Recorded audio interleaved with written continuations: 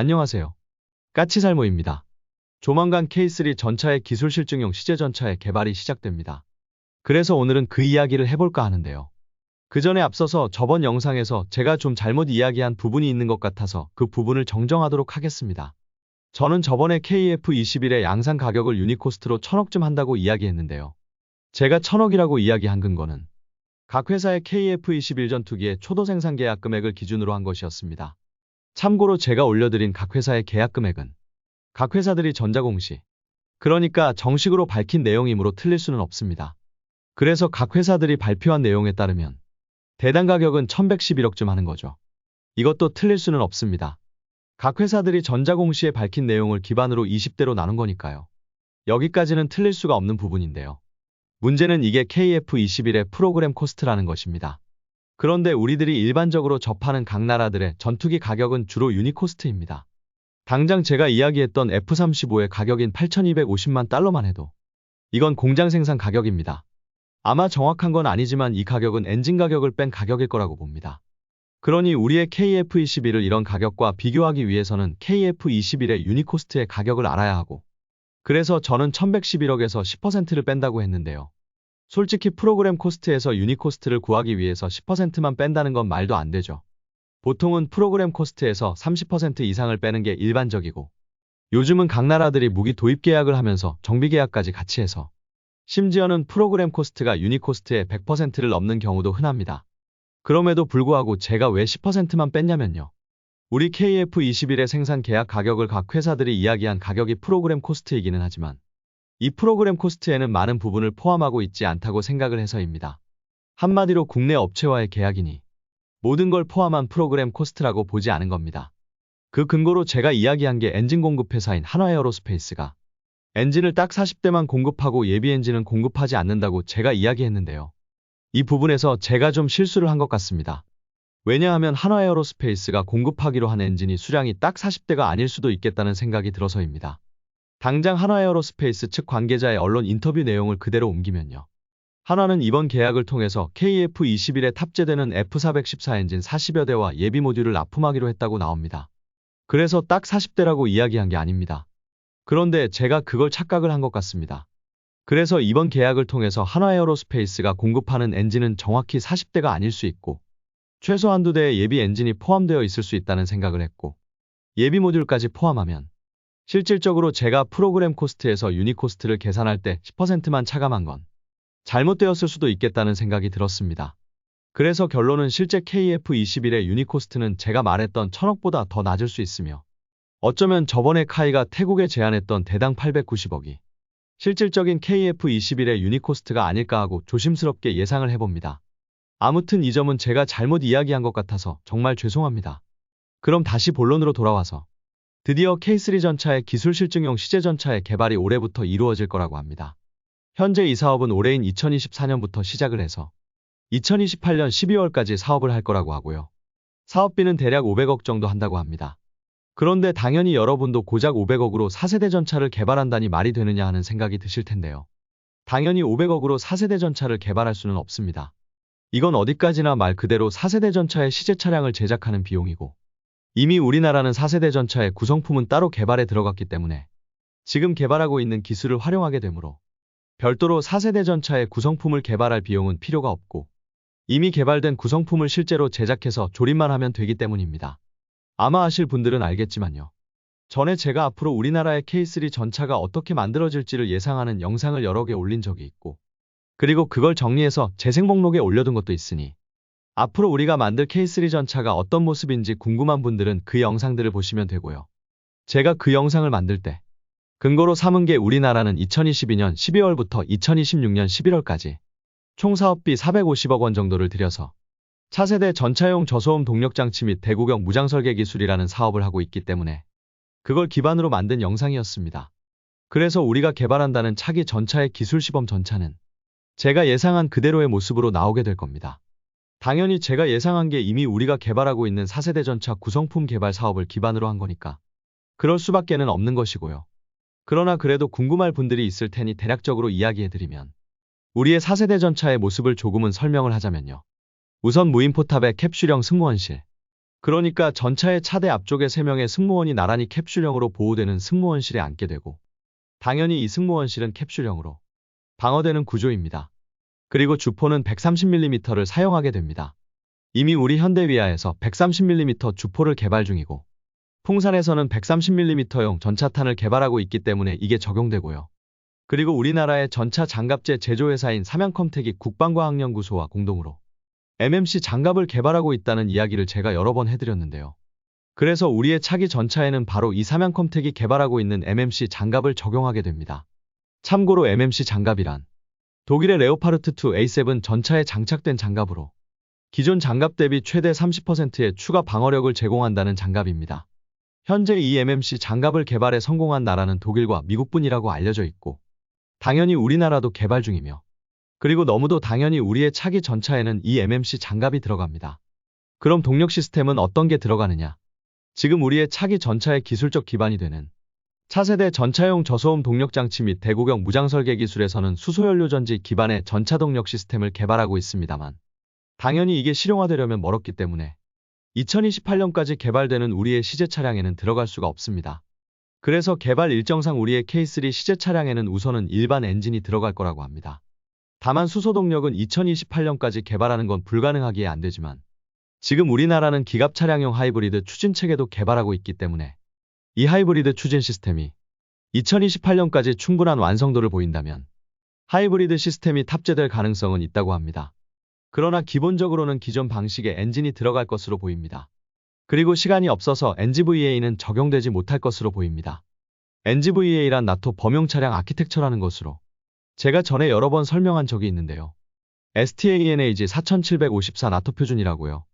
이건 차량에 들어가는 전자장비, 그러니까 포수용 조준경이나 전차장용 조준경 등을 표준화하는 것으로, 이걸 하는 이유는 같은 나토군의 기갑 차량끼리 부품이 전혀 호환이 되지 않아서 정비나 운용상의 문제가 있기 때문에 기갑 차량에 탑재되는 장비를 표준화해서 서로 바꾸어서 탑재하기 위한 표준입니다. 쉽게 이야기해서 레오파르트 2 전차의 전차장용 조준경이 고장이 나면 M1 전차용 전차장용 조준경을 가지고 와서 탑재해서 수리할 수 있게 만든다는 거죠. 그래서 앞으로 서방권 국가들의 기갑 차량은 전부 이 NGVA 표준으로 만들게 됩니다. 참고로 우리나라의 레드백에도 NGVA가 적용되어 있다고 알려져 있습니다. 그러나 우리의 시제 전차는 2028년까지 개발하기로 되어 있어서 시간이 부족해서 이걸 적용하지는 못한다고 합니다. 그런데 한화가 도움을 주면 적용할 수 있을 것 같은데 말이죠. 지금 차기 전차의 시제 전차는 국방과학연구소와 현대로템이 중심이 되어서 개발하는 것이고, 레드백의 NGVA 표준을 적용한 건 한화이기 때문에 아직 현대로템은 NGVA 표준에 대한 기술력이 없고 한화는 있는 겁니다. 그래서 만일 한화가 NGVA 표준 부분에 대해서 우리의 시제 전차 개발에 참여하면 가능할 것 같은데, 안타깝게도 당장은 우리 차기 전차에는 적용되지 않는다고 합니다. 아무튼 그래서 우리의 K3 전차의 시제 전차는 올해인 2024년부터 개발에 들어가서 2028년에 선보이게 되었습니다. 그리고 이 전차가 세계 최초의 4세대 전차입니다. 왜냐하면 세계 최초의 4세대 전차가 될 것으로 예상되었던 독일과 프랑스의 MGCS가 많이 지연될 것으로 보이기 때문에 이 전차가 세계 최초의 4세대 전차가 될 것으로 보입니다. 그러나 아무리 4세대 전차라고 하지만 아직 전차의 무인기 탑재나 아니면 무인전투 차량과 연계하는 지상형 멈티의 적용 여부는 아무런 이야기가 없습니다. 제가 보기에는 시간상 지상형 멈티의 적용은 무리라고 봅니다. 그럼 우리나라의 실제 차기 전차인 K3 전차는 언제 등장하느냐라고 궁금해하실 텐데요. K3 전차의 개발 일정은 바뀐 게 없습니다. 우리의 K3 전차의 개발 일정은 여전히 2030년대부터 개발을 시작해서 2040년대에 실제 전차가 나올 겁니다.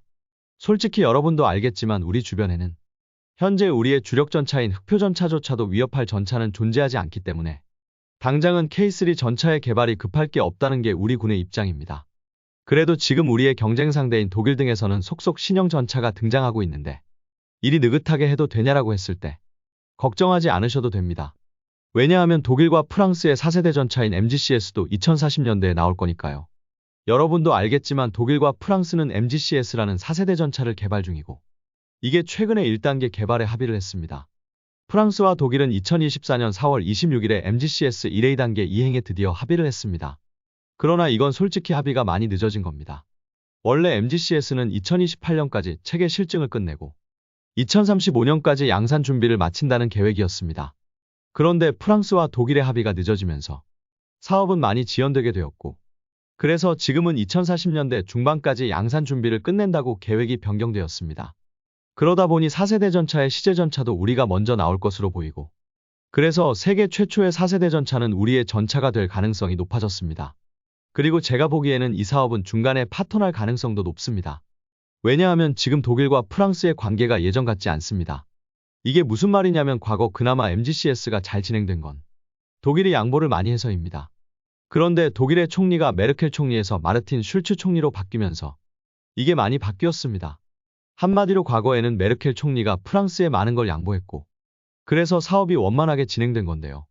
새로운 슐츠 총리는 프랑스에 양보하지 않겠다는 입장입니다. 당연한 게 전차의 기술력이나 수출 실적이 프랑스는 독일에 한참 못 미치는 나라입니다. 그걸 메르켈 총리가 양보를 해서 두 나라가 동등한 위치에서 차기 전차를 개발하자고 했던 건데, 여러분도 알겠지만 지금은 방산 분야의 규모가 우크라이나 전쟁으로 인해서 대폭 커졌지 않습니까? 결론은 이걸 왜 프랑스와 나누어 먹어야 하냐는 게 슐츠 총리의 입장입니다. 솔직히 이건 제가 봐도 저라도 슐츠 총리같이 할 것 같습니다. 당장 프랑스 대통령인 마크롱은 우리나라를 경계하는 듯한 입장을 표명하기도 했지만, 솔직히 유럽 시장에서 특히 지상 장비는 프랑스는 우리의 경쟁 상대가 아니죠. 결론은 유럽 시장에서 지상 장비를 우리와 경쟁하게 될 나라는 프랑스가 아니라 독일이고, 그리고 MGCS는 앞으로 독일에게 큰 이익을 가져올 게 틀림없는 사업인데요. 이걸 독일 입장에서는 프랑스와 나눌 필요가 있겠습니까? 그래서 이런 이유로 이번 합의도 많이 늦어졌고, 그래서 MGCS의 전체적인 일정도 많이 늦어지게 되었습니다. 그리고 제가 보기에는 절대로 이 사업은 순항할 수가 없다고 봅니다. 그럼 최근에 선보인 신형 전차는 뭐냐라고 궁금해하실 텐데요. 그 전차는 이름에서 이미 정체가 나오지 않습니까? 그 전차의 이름은 레오파르트2A RC3.0이라는 전차로, 이번 유로사토리에서는 프랑스와 독일이 MGCS를 개발하기 위해서 설립한 합작법인인 KNDS에서 총 3종류의 전차를 선보였습니다. 우선 작년에 선보인 EMBT 전차에 프랑스의 140mm 전차포를 올린 신형 전차와, 그리고 EMBT에 120mm 58 구경장 신형포를 올린 전차와, 이 레오파르트2 ARC3.0이라는 전차까지 해서 3종류를 선보였는데요. 우선 기존 EMBT를 기본으로 하는 140mm 모델과 120mm 모델은 거의 신형포를 선보이기 위한 전차입니다. 그리고 여기서 새로 선보인 120mm도 신형입니다. 원래 120mm 전차포는 독일의 라인메탈사가 만들고 있지 않습니까? 그런데 KNDS 합작법인에 참여하고 있는 프랑스 측 회사인 넥스터사에서 라인메탈사와 경쟁을 하기 위해서 새로운 120mm를 선보였습니다.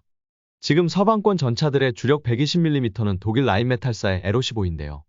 독일 라인메탈사는 L55A1이라는 새로운 모델을 선보였고, 그리고 이걸 레오파르트2A 에이스에 적용한 상태인데요. 넥스터 측에서 이 L55A1 전차포에 경쟁하기 위해서 58 구경장으로 포신을 확대한 새로운 120mm를 선보인 겁니다. 그리고 지금 레오파르트2 ARC3.0에도 이 프랑스의 120mm 58 구경장 포가 장착되어 있습니다. 그럼 이 레오파르트2 ARC3.0이 어떤 의미의 전차이냐라고 했을 때, 결론은 이 전차는 우리에게도 상당히 경계해야 하고 중요한 전차임에는 분명한 사실입니다. 왜냐하면 이 전차는 실제로 생산되어서 독일 정부에 납품될 가능성이 높은 전차이기 때문입니다. 현재 독일은 급격하게 군비를 확대하는 중이고, 그래서 당연히 추가로 전차를 도입하고 있는데요. 현재 독일이 도입하고 있는 전차가 레오파르트2 A8 전차입니다. 그리고 이 전차가 노르웨이 등에서 우리 흑표와 경쟁했던 전차이고요. 그런데 문제는 솔직히 이 전차가 문제가 많다는 것입니다. 여러분도 알겠지만 지금 새로운 위협들이 많이 등장을 했고, 그래서 독일은 새로운 위협에 대응하기 위해서 레오파르트2 전차에도 각종 장비를 추가로 장착한 상태입니다. 그래서 그 한계까지 업그레이드를 한 전차가 바로 레오파르트2 A8 전차인데요. 문제는 이 전차가 이제는 더 이상은 업그레이드가 불가능하다는 것입니다. 너무 많은 장비를 추가했기 때문에 너무 많이 무게가 올라갔고, 그래서 더 이상은 업그레이드가 불가능하고, 그래서 새롭게 추가되는 위협에는 전혀 대응을 하지 못합니다. 솔직히 이런 전차를 선택한 노르웨이 같은 나라들은 왜 이런 전차를 선택했는지 정말 의문이 들 정도입니다. 그래도 독일 정부도 당장은 급하니까 어쩔 수 없이 레오파르트2 A8 전차를 도입하고 있기는 하지만, 이 전차로는 MGCS가 등장할 2040년대 중반까지 버틸 수가 없다고 합니다. 그래서 독일 정부는 그 사이에 레오파르트2를 기반으로 하는 새로운 전차를 도입할 생각이라고 해요. 그리고 이 사업에 도전하기 위해서 작년에 라인메탈사에서 F51 팬서라는 전차를 선보이기도 했지만, 팬서라는 전차는 너무 많은 한계점을 가진 전차입니다. 그래서 MGCS를 개발하기 위해서 독일의 KMW사와 프랑스의 넥스터사가 합작으로 세운 회사인 KNDS에서 선보인 게 이 레오파르트 2 ARC 3.0 전차입니다. 분명 이 사업에는 라인메탈사의 펜서와 이 전차가 경쟁이지만 펜서는 등장한 후에 많은 문제점을 노출했고 그리고 많은 비판을 받았기 때문에 독일 정부에 의해서 선정될 가능성은 거의 없습니다. 그래서 경쟁은 경쟁이지만 실질적으로 이 레오파르트 2 ARC 3.0이 독일 정부에 의해서 선택되어서 실제로 등장할 가능성이 대단히 높고 우리 흑표의 경쟁 상대가 될 가능성이 높습니다. 그러나 분명한 건 이 전차도 너무 많은 문제를 안고 있는 전차라고 저는 생각을 합니다. 물론 오늘 영상에서는 이 전차가 어떤 문제를 안고 있는지는 영상 분량상 이야기하지 못하지만 분명 이 전차도 등장하자마자 많은 한계점을 보인 모델임에는 틀림없는 사실입니다. 그러나 분명한 건 앞으로 각 나라의 4세대 전차가 등장하기 전까지는 우리 흑표의 개량형 전차와 이 전차가 국제시장에서 경쟁할 가능성이 높다는 것입니다. 그래서 분명 이 전차는 우리가 경계해야 할 전차임에는 분명한 사실입니다. 그래서 솔직히 우리의 K3 전차가 독일의 MGCS보다 먼저 등장해서 시장을 선점하는 게 유리하다고 저도 생각은 합니다만 문제는 우리 군대는 그럴 생각이 없어 보인다는 것입니다. 그러나 우리의 K3 전차의 시제 전차가 세계 최초의 4세대 전차로 등장하고 여러 나라에 소개가 되면 우리나라의 군대가 아니라고 해도 이 시제 전차를 폴란드 등 다른 나라에서 채용을 해준다면 어쩌면 우리의 4세대 전차의 개발이 앞당겨질 수도 있지 않을까 하는 생각을 해봅니다. 그래서 이번 시제 전차 개발이 중요하다고 생각을 합니다. 그렇기에 이번 사업이 성공해서 전 세계에서 최초로 등장하는 4세대 전차가 되어서 4세대 전차의 표준이 되길 기원해봅니다. 이상 영상 봐주셔서 감사합니다.